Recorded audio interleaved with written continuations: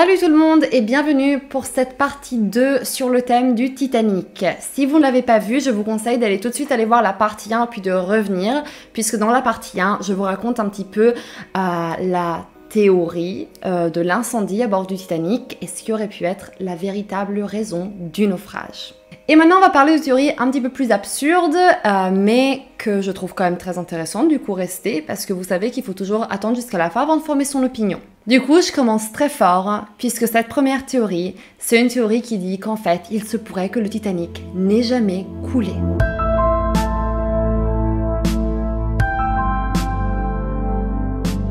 Une chose que beaucoup de gens ignorent, c'est le fait que le Titanic avait en réalité deux sœurs jumelles, c'est-à-dire deux navires qui étaient quasiment identiques, l'Olympic et le Britannic.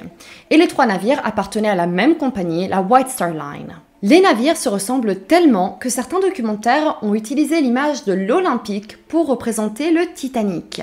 En gros, on regarde le documentaire, on nous dit que c'est le Titanic, mais en réalité ce sont des images de l'Olympic. Du coup, la théorie, ou la légende, raconte que ce ne serait pas le Titanic qui a coulé le 14 avril 1912, mais que ce serait en réalité l'Olympic. Tout ça aurait été prémédité dans le but de commettre une fraude à l'assurance. Laissez-moi vous expliquer. L'Olympic avait effectué sa première traversée en 1911, juste avant le départ du Titanic, mais en fait, depuis le départ, il avait été très problématique. Ce navire avait énormément de problèmes électriques, des pannes multiples de tout genre, et en plus, quelques temps après sa première traversée, il avait heurté un autre navire, le HMS Hawke, et cette collision avait causé des dégâts très très sérieux au navire.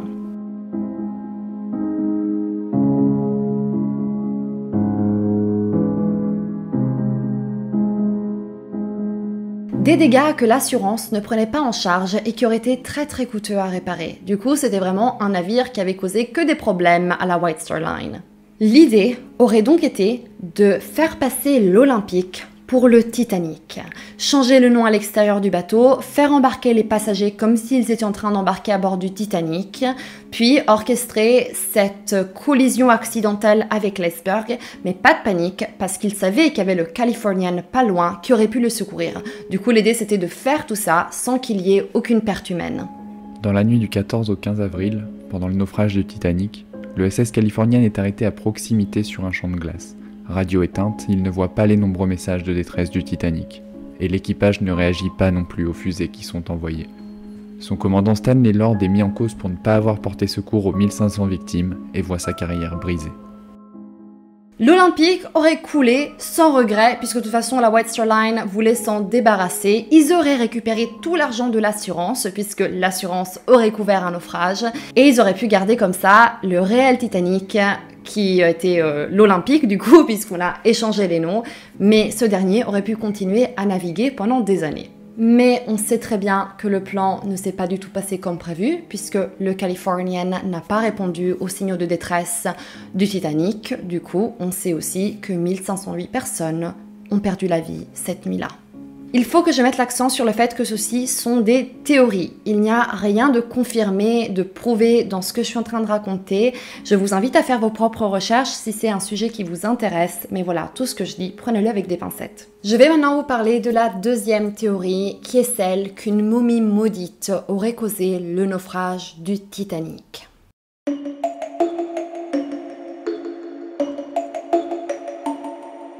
Il s'agirait de la momie de la princesse égyptienne Amenra qui a vécu en 1500 avant Jésus-Christ. Et en fait, la légende raconte que quiconque rentrait en contact avec cette momie était suivi par une série de malheurs et de catastrophes. Pendant une longue période, cette momie va rester dans des musées en Angleterre, mais apparemment, même là, elle continue à perpétuer sa malédiction. Du coup, les propriétaires du musée sont complètement dépassés et décident de la mettre dans le sous-sol en se disant que là, elle ne pourra pas causer de problème à personne. Jusqu'au jour où un archéologue américain voit la momie et il est tellement fasciné par elle qu'il décide de payer le prix fort pour l'amener avec lui aux États-Unis. Et vous l'avez deviné, la momie embarque donc à bord du Titanic le 10 avril 1912. Cette histoire avait été racontée par l'écrivain William Stead, un écrivain à bord du Titanic qui malheureusement a perdu la vie au moment du naufrage, mais qui tous les soirs aimait bien raconter à ses convives cette histoire de cette momie, et les gens étaient fascinés et chaque soir il racontait un petit détail supplémentaire et parlait de cette momie qui se trouvait à bord du bateau. Suite au naufrage, certains survivants ont repensé à l'histoire de William Stead et ils ont fini par y croire, ils ont dit ok, il y avait effectivement une malédiction, il y avait une momie maudite au bord du bateau. Mais puisque William Stead a perdu la vie avec le naufrage, on ne saura jamais si cette histoire était véritable ou si c'était juste une façon de intriguer et attirer l'attention de ses convives. Puisqu'il faut dire qu'aujourd'hui, il n'existe aucune preuve de l'existence de cette momie au bord du Titanic à ce moment-là.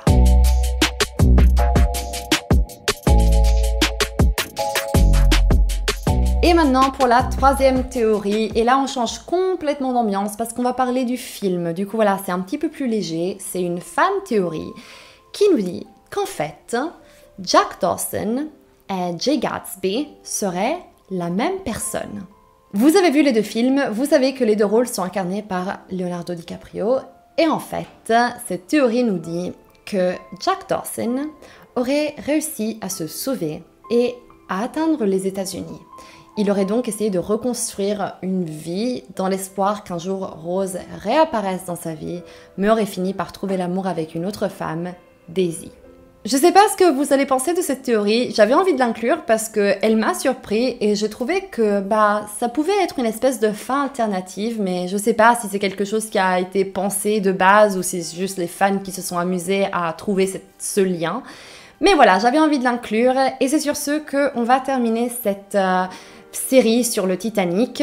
J'appelle ça une série, mais c'était 2 parties. Mais en réalité, je pourrais même en faire une autre. Parce qu'en faisant des recherches, il y avait tellement d'informations, tellement de théories, que j'ai même pas pu tout inclure. Du coup, si ça vous intéresse, n'hésitez pas à me le dire, puisque ça me ferait vachement plaisir de refaire une vidéo sur ce thème. En tout cas, c'est tout pour aujourd'hui. N'hésitez pas à vous abonner. Et comme toujours, je vous dis à très bientôt. Ciao!